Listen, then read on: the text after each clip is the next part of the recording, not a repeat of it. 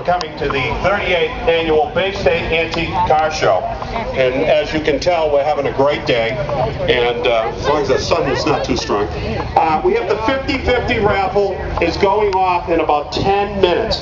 So you can buy your tickets right up at the red and white tent.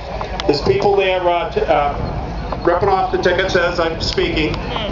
We have t-shirts up there. A lot of little trinkets. Don't you got some information for other people? 50-50 is going up at 10 o'clock.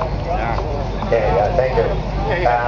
The owner of a 34 packet, black 1934 packet touring, your lights are on.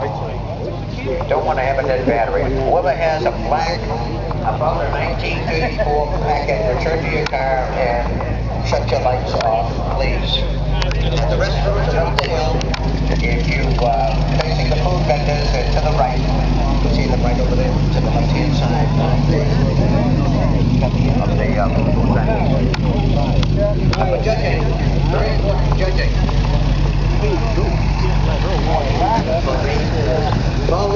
Paul Reed, please return to your car if you're the owner of the